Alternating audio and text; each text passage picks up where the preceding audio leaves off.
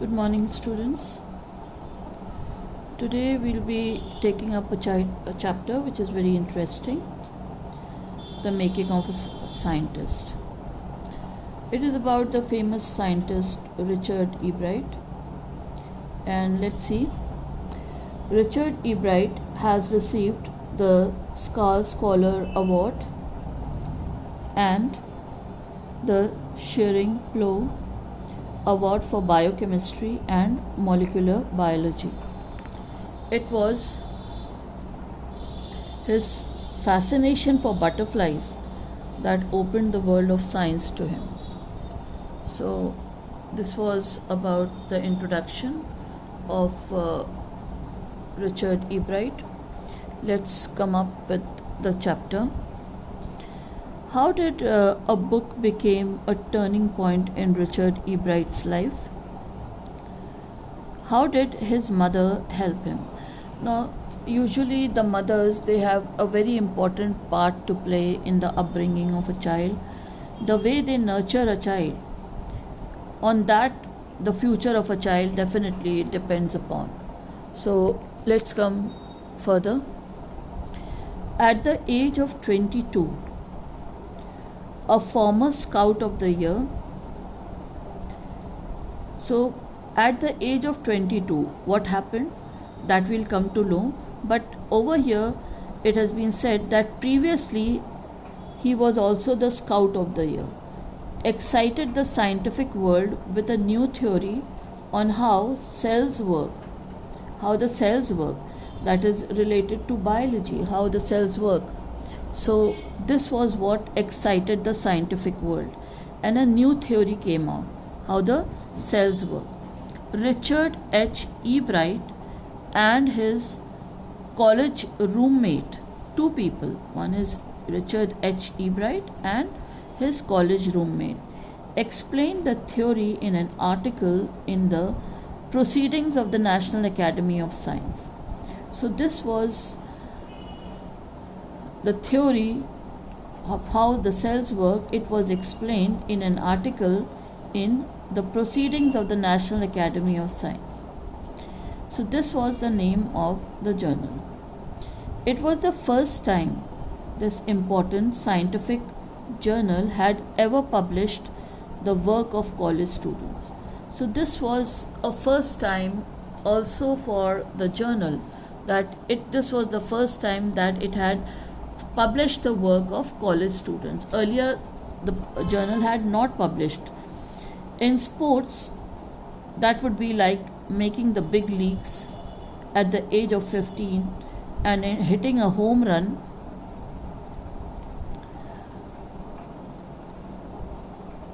Your first time at bat. A home run your first time at bat. So this is what happens when you play the softball. It's given over here that a home run in the game of baseball, that is a baseball that is played in America, is when the batter scores a run after running safely around all bases and back to the home plate without stopping. So this happens that, like, it's very much like cricket, but you have to make a square and then you come back to your home. A ball hit out of the playing field is also called a home run. Getting a paper published at the age of 15 in a scientific journal is here compared to scoring a home run while batting for the first time. So, the first time that this takes place, then it is almost like in the first time that you're playing baseball and you've run a home. For Richard E. Bright, it was the first in a long string of achievements in science and other fields. So, this was the first thing in his career of science and other fields. This was the first thing. From here it started, and it all started with butterflies. Let's see how the butterflies. First of all, we'll come to know about his initial days. An only child, meaning he did not have any siblings, he was just one child. E. Bright grew up north of Reading, Pennsylvania. So he grew up north of Reading in Pennsylvania. There wasn't much I could do there, he said. I certainly couldn't play football or baseball with a team of one. Since he was the only child, there was no point of him playing baseball or football. But there was one thing I could do: collect things. So, one thing that one person all alone he can do, and that was to collect things. So he did. And did he ever? Beginning in kindergarten, E. Bright collected butterflies with the same determination that has marked all his activities. So, there were other things also that he collected, not just butterflies, but there were other things also. So, what more did he do? We'll come to know that. He also collected rocks, fossils, and coins. So, a person who collects the hobby of collecting coins is also known as numismatics. So, he also collected coins and fossils and rocks. He became an eager astronomer too. Astronomer, the study of stars. Sometimes stargazing all night. So he also, first of all, he started collecting things. And what did he do? Started collecting rocks, fossils, coins, and then he became an eager astronomer, and that is sometimes gazing the stars at night. The whole of the night he used to gaze the stars. From the first, he had a driving curiosity along with a bright mind. Right from the beginning, he had the inquisitiveness and also the intelligence, that is a bright mind. He also had a mother who encouraged his interest in learning, and the mother, she encouraged her in learning, in developing the interest in learning. She took him on trips. First of all, taking him on trips, bought him telescopes, microscopes, cameras, mounting materials, and other equipment, and helped him in many other ways. So the mother had an important part to play in developing his interest in learning. First of all, she took him on trips, then bought him telescopes, microscopes, cameras, mounting materials, and other equipments, and thus helped him in many ways. I was his only companion until he started school. So he did not have any other companion except his mother until he started his school. His mother said, after that I would bring home friends for him. And after school, when he started going to school, she would bring friends for him at home. But at night we just did things together. Richie was my whole life after his father died, when Richie was in 3rd grade. So when he was in his 3rd grade, then his father, he died. And she says that Richard, or Richie as he was fondly called by his mother, he was the only thing in her whole life. And her life, it revolved around Richie or Richard. She and her son spent almost every evening at the dining room table. At the dining room table, in the evening, they used to spend time. If he didn't have anything to do, I found work for him. Not physical work, but learning things. So, this was, if he didn't have anything to do, then the mother used to make him occupied by learning things. His mother said he liked it. He wanted to learn. So this was something that he had interest in. He wanted to learn. And learn he did. He earned top grades in school, and because he was very fond of learning, so he also earned top grades in school. On every things he was just like every other kid, his mother said. So as he was good in learning, so he scored good marks and the top grades in school, and otherwise he was just like any other kid. By the time he was in the 2nd grade,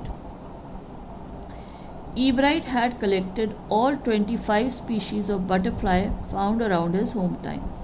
So he collected, because he had hobby of collecting things also. So he collected 25 species of butterfly found around his hometown. So these are the names of the butterflies over here.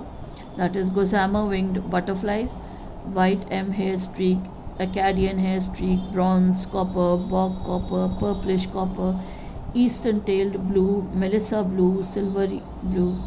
Then snout butterfly, wood nymphs and satyrs, eyed brown, wood nymph, monarchs, monarch or milkweed, white sand, sulphurs, olympia, cloudless sulphur, European cabbage. So these are the 25 species. Brush-toothed butterfly, variegated fritillary, Harris's checker spot, pearl crescent, morning cloak, painted lady, buckeye, viceroy, white admiral, red spotted purple, back hackberry. So these are the names of the butterflies that he collected around his hometown. 25 species. That probably would have been the end of my butterfly collecting, he said. But then my mother got me a children's book called The Travels of Monarch 10. That book, which told how monarch butterflies migrate to Central America, opened the world of science to the eager young collector. So then he says that that would have ended my hobby of collection, but then his mother, she brought him a children's book, and that was The Travels of Monarch 10. And from then onwards, he started studying the monarch butterfly. And the monarch butterflies, it used to migrate to Central America, and that opened the books to this impatient young collector.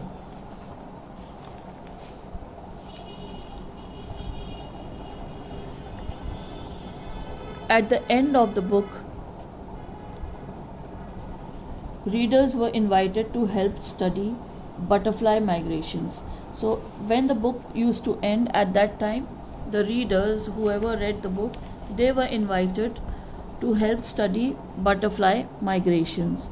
That is the relocation of butterflies, how they migrated from one place to the other. They were asked to tag butterflies for research by Dr. Frederick A. Urquhart of the University of Toronto, Canada. So they were asked to label, that is to attach a label to the butterflies for research, and that was by Dr. Frederick A. Urquhart of the University of Toronto. That was after reading the book. Ebright's mother wrote to Dr. Urquhart, and soon Ebright was attaching light adhesive tags to the wings of monarchs. Anyone who found a tagged butterfly was asked to send the tag to Dr. Urquhart. So he used to tag the wings of the monarchs with a light adhesive tape and write his name, and then in it was written that whoever finds these tagged butterflies, you send the tag to Dr. Urquhart. The butterfly collecting season around reading lasts 6 weeks in late summer. See the graph over here, number and kinds of butterfly collected in 6 weeks. So if you're going to chase them one by one, you won't catch very many. So the next step for Ebright was to raise a flock of butterflies. So he started raising the butterflies. He would catch a female monarch, take her eggs and raise them in his basement through their life cycle, from egg to caterpillar to pupa to adult butterfly. This we all know that this is the life cycle of a butterfly, from eggs to caterpillar to pupa and then an adult butterfly. So rather than chasing the butterflies, he started raising them in his basement in his house. Then he would tag the butterflies' wings and let them go. For several years, his basement was home to thousands of monarchs in different stages of development. So thousands of monarch butterfly, his home's basement, it was the home of monarchs. And this over here, the chart is given, and the seasons are given, numbers collected. That is gossamer winged, he collected 8. Then wood nymphs and satyrs, he collected 2. Then brush footed, he collected 10. Whites and sulphurs, he collected 3. Monarch 1, snout 1. So in this way, in this collected in 6 weeks, this was the total amount that he collected in 6 weeks. Eventually, I began to lose interest in tagging butterflies. It's tedious and there's not much feedbacks. So this was a very boring job for him, and even the information about even the feedback was not very good. So he started losing interest in tagging, in labeling the butterflies. Ebright said, in all the time I did it, he laughed, only 2 butterflies I had tagged were recaptured, and they were not more than 75 miles from where I live. So recaptured only